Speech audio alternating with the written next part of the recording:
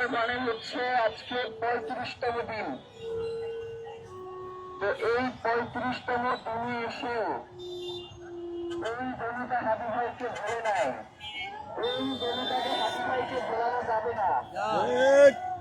হাদি ভাই এই জনতার হৃদয়ে ঢুকে গেছে, হৃদয় থেকে কাউকে বের করা যায় না। হাদি ভাইয়ের আদর্শকে শুধু হাদি ভাইকে খুন করার মধ্যে দিয়ে সেটাকে বিচ্ছিন্ন করে দেওয়া যাবে না। সাংবাদিক ভাইদের দৃষ্টি আকর্ষণ করছি, আপনাদেরকে একটু পিছনে গিয়ে দাঁড়াতে হবে। পিছনের জায়গায় সাংবাদিক ভাবে কেউ দাঁড়িয়ে থাকবেন না, সবাই বসে যাবেন। সাংবাদিক ভাইয়েরা যাতে এই ভিডিওটা ভালোভাবে নিতে পারে, আপনারা সকলে তাদেরকে সেই ব্যবস্থা করে দেবেন।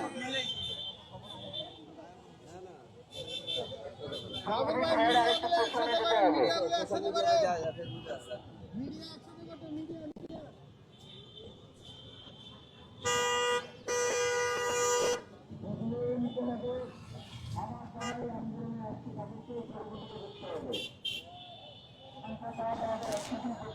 আপনাদের কাছে আমরা সার্বিক সহযোগিতা কামনা করি।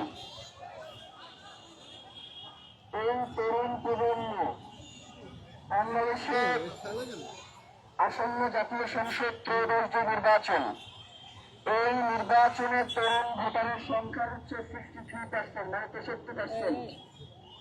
এই তরুণ প্রজন্মকে বাদ দিয়ে বাংলাদেশের সরকারে কেউ ক্ষমতায় যাইতে পারবে না।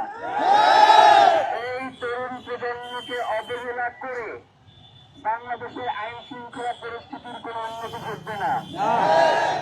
এই তরুণ প্রজন্মকে তারা যে দাবি নিয়ে এসেছে, সেই দাবি পূরণ না করা পর্যন্ত এই তরুণ প্রজন্মকে ঘরে ফেরানো যাবে না।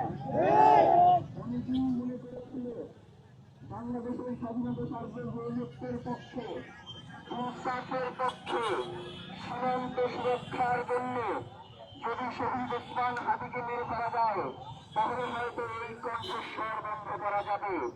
কণ্ঠস্বর কি বন্ধ করা গেছে? আজকে 35তম দিনেও তোমরা এসে এখানে দেখে যাও, বাংলাদেশের প্রত্যেকটা জেলা, উপজেলা, বিভাগীয় শহরে আজকে বিক্ষোভ মিছিল হচ্ছে। শহীদ ওসমান হাদির হত্যাকারীদের বিচারের কাজ করায় না দাঁড় করানো পর্যন্ত আমাদের এই লড়াই চলবে। প্রিয় ভাইয়েরা, আপনারা জানেন এই শাহবাগে এই জায়গাটাকে একটু করতে হবে, আমার এখানে কিছু জায়গা নিতে হবে। একটু আড়াআড়ি বুঝ করেন। এই পাশে আপনারা এই কাজটা করে যান। এই পুরো জায়গাটা ছেড়ে দিয়ে আপনাদেরকে এই চেষ্টা করছি। সবাই এই পথে চলে যায় ভাই, আপনাদের স্মরণ নদীর ভাই বোন একটু সহযোগিতা করি। আপনি এবং ভাইয়ের আমরা সবাই এই পথে চলে যাই